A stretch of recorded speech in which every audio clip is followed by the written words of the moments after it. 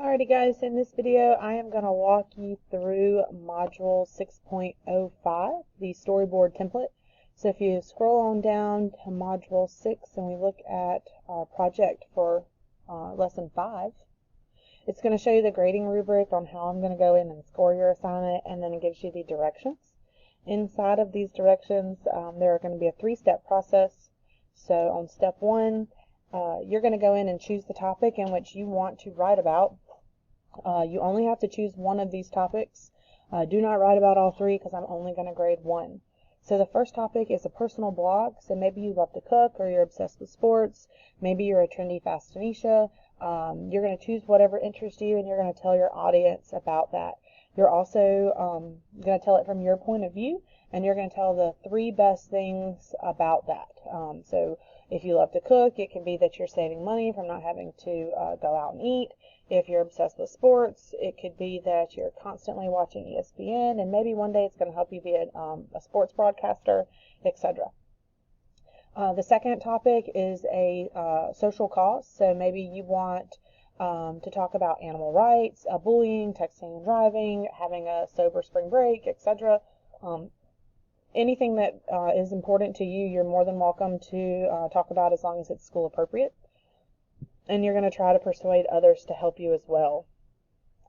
There are going to be three ways. You need a list of the three ways that they can help you inside of this topic as well. So maybe they can donate money, or maybe they can donate time. Anything that you choose to make them, or to make it supporting your cause. And finally, a business advertisement. So maybe you want to advertise that you have a dog walking service, or maybe a babysitting service, and you can create the website to advertise your business this way. So you can list three different services that you provide. So maybe if you walk the dogs, maybe you groom the dogs, maybe if you babysit, you provide meals that you cook for them, etc.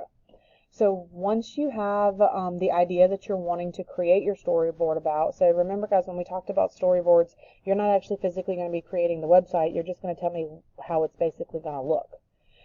So the next thing you're going to do is to download the storyboard template worksheet, but what I did was I went and created a Google Doc because it seems to be a whole lot easier than working with this template.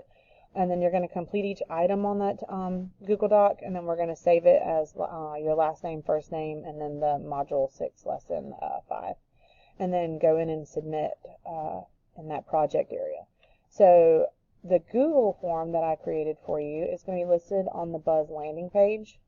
So you'll notice the Module 5 storyboard template. When you click on it, it's going to open up that Google Doc. Make sure you go to File and create a copy. Okay, so when you go ahead and get started, you're going to tell me what your topic is by filling in the information. So if you've decided to do a blog, you can say it's a personal blog, and then from there you can go in and tell me what that heading is going to say. So let's say you're doing a personal blog and you're going to do a fashionista. So the heading in the center, like the very first thing that you see when you log in, could say something along the lines of trendy fashions for 2022.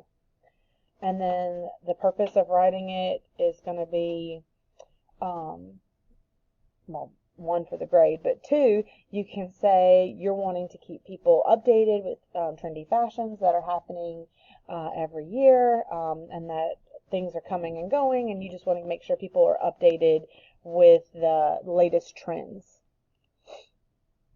And then that text for the footer, remember footer's at the very bottom of your message. So this is where you would go in and say, maybe like your contact information, or if you've got pictures, or follow me on Instagram, any kind of contact info is where I would put that in that footer section.